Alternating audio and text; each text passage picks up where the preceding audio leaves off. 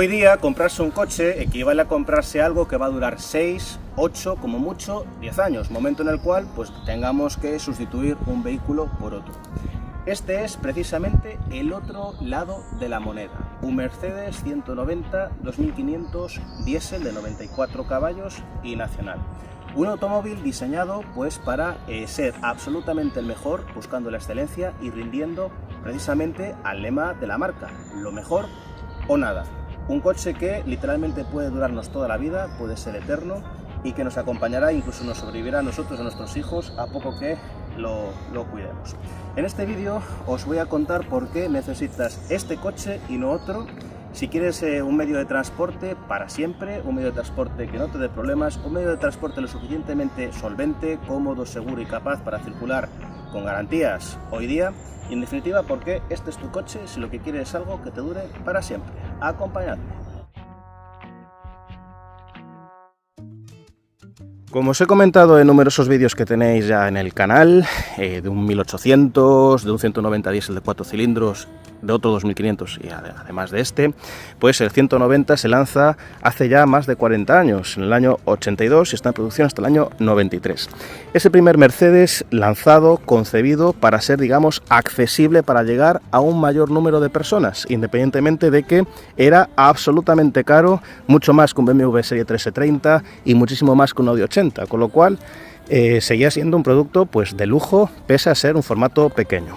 Este formato pequeño, esta concepción de no berlina de representación o incluso berlina ejecutiva del segmento E, pues le valieron el apodo de pues coche Mercedes hereje, un Mercedes anti-Mercedes o un impostor, incluso en el sentido de que era poca cosa, para entendernos, para lo que se entendía que debía ser un coche de la marca en los años 80. El tiempo justamente ha dictaminado lo contrario, ha sido un rotundo éxito de ventas que se debe pues precisamente a una robustez insuperable, a una longevidad todavía mejor y a un producto con un diseño atemporal, fruto de Bruno Sacco, un diseño puramente germano, un habitáculo confortable y una dinámica, como vamos a ver ahora a continuación, pues excelente, por suspensiones, por la calidad del chasis, por el bastidor. Lo mires por donde lo mires, este Mercedes te dice, te revela que se han gastado millones, cientos y miles de millones de euros en su momento para desarrollarlo. Es un poco así como la construcción de un puente romano, como la construcción de una catedral de las de antes, que demoraban 100, 150 años en hacerse, pero 1000 años después, 2000 años después, los tenemos ahí. Vamos a echar un vistazo al interior rápidamente de esta unidad, que está perfectamente conservada, no restaurada. Es una unidad con un equipamiento medio, podemos decir, con tela, sin techo solar, si tenemos elevadores eléctricos, y nos vamos a poner en marcha porque este coche no aparenta la edad que tiene. Este coche tiene mucha guerra, tiene muchos kilómetros por recorrer.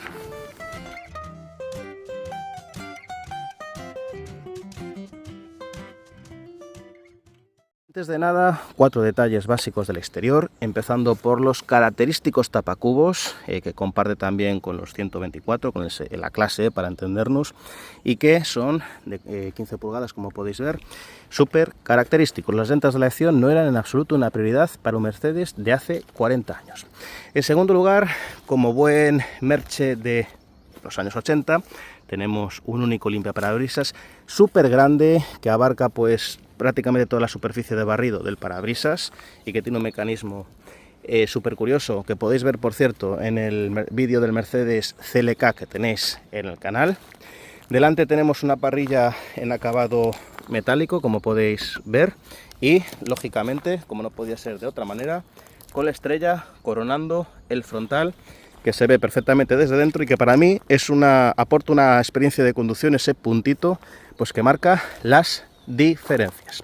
Al ser una primera fase, bueno, o no las últimas, mejor dicho, tenemos intermitentes naranjas, y en las últimas tiradas pues se cambiaría este tinte por una tonalidad blanca, y bueno, tenemos un diseño muy anguloso, muy cuadriculado, muy alemán, pues que con el tiempo se ha convertido en atemporal. Ya la zaga no quería dejar pasar por alto estas hendiduras, estas ranuras de los pilotos traseros, como podéis ver, que también tiene el 124, por cierto, o el 123, y que tienen una explicación, tienen una razón. A ver qué me dicen en los comentarios a qué se debe este rasgo de diseño. Bueno, vamos al interior, abriendo la puerta, una puerta, como he comentado ya numerosas veces, inmejorable e insustituible. De hecho, hace unos meses os traje al canal un vídeo de un W202, es decir, de la primera generación de la clase C, una unidad 220 CDI del 98, y si bien es cierto que en ese clase C la calidad es muy alta, no es lo mismo. No sé si por el peso, si por el tacto, pero no es lo mismo. Tenemos una señora cerradura, fijaros la goma, fijaros el grosor y el sonido, qué auténtica locura.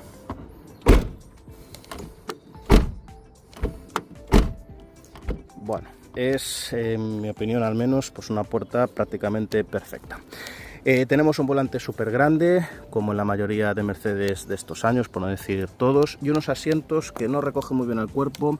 Tiene una tela de serie original un poquitín áspera. Las telas, la verdad, y el cuero no es un aspecto en los que destacasen estos Mercedes, más allá de combinaciones como el velour, y un habitáculo pues muy luminoso, gracias a que tenemos una cintura relativamente baja, como en cualquier coche de la época. Rápidamente, en el interior tenemos el típico cuadro de 190, como podéis apreciar, con 3 esferas. En este caso en concreto tenemos cuenta revoluciones, pese a tratarse de una versión diésel, algo no muy habitual hace pues 40 años, incluso en un Mercedes. Mando de luces, un tacto, una resistencia exquisita, absolutamente soberbia, y la típica consola que no llega hasta abajo del todo, como en las últimas fases, pues el 190, con la climatización muy a la mano y el hueco destinado para el radiocassette en este caso. Como podéis ver, contamos con aire acondicionado y en esta unidad tenemos un salpicadero perfecto, puesto que en algunos ejemplares, también de 123, se nos podía llegar a rajar la consola, pues por ejemplo tras largas exposiciones al sol. Por eso es muy importante hidratar y conservar vuestros plásticos. En la descripción de los vídeos siempre os recomiendo un hidratador en este caso, de una compañía, de una empresa coruñesa, gallega, y con el paso de los años lo acabaréis agradeciendo. Bueno, la calidad lógicamente es increíble. Tenemos madera y elevadores eléctricos delanteros, 5 marchas, como podéis ver, con la primera hacia atrás y hacia la izquierda, y este sería el puesto de vista, o lo que yo estoy viendo ahora mismo desde mi posición, desde mi postura de conducción.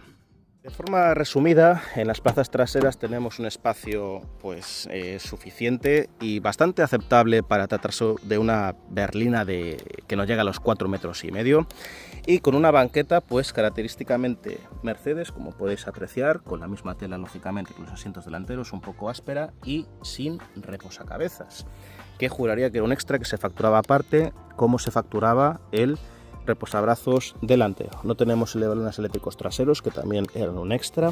Tenemos una calidad exactamente igual que en las plazas delanteras, soberbia, exquisita.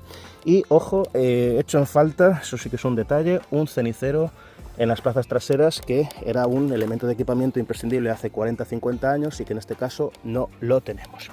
Sí tenemos paradójicamente un botiquín ahí atrás, como en otros modelos de la marca, y 2 cinturones, 3 mejor dicho, para las plazas traseras. Desde el asiento trasero izquierdo tendríamos esta vista. La verdad es que la estrella es algo que me llama poderosamente la atención. Parece el punto de mira de un arma.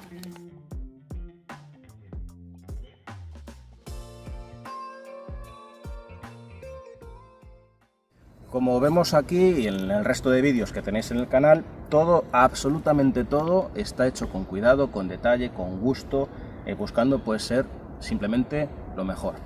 Lógicamente el gran atributo de compra de este Mercedes, antes y sobre todo actualmente, donde los coches pues duran lo que duran, es el motor. En este caso tenemos el motor de la versión más vendida de todas, que es el 2500 diésel, es decir, un motor de 5 cilindros, como podéis apreciar, y que es la opción más equilibrada y la opción ideal para este modelo, por equilibrio entre consumo, prestaciones y sobre todo por su insuperable, inmejorable, imbatible robustez y longevidad.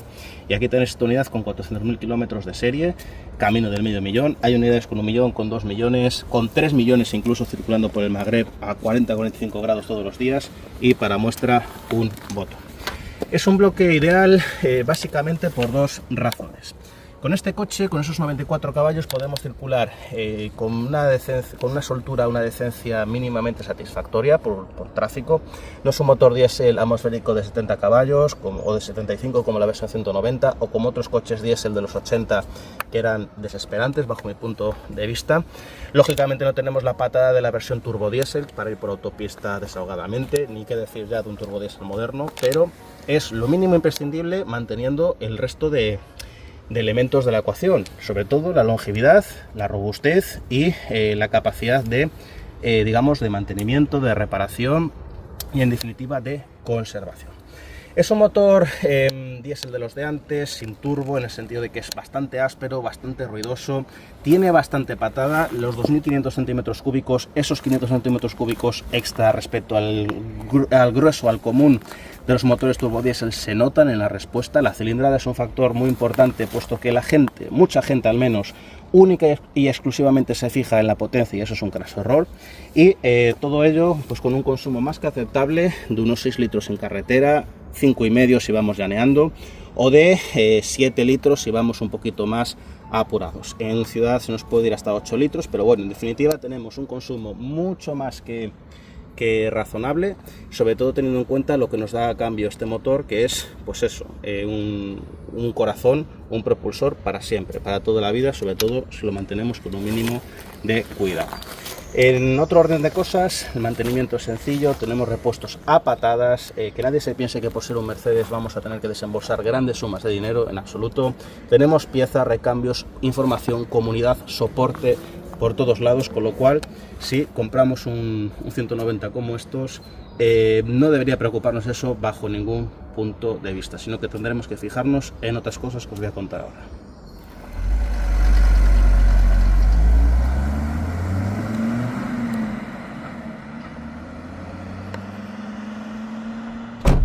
Bueno, vamos a iniciar marcha y como podéis ver tenemos un avisador que nos indica que nos abrochemos los cinturones en un coche pues de principios, finales de los 80, principios de los 90, una característica que tenía ya por cierto el Saab 900 que podéis ver en el canal.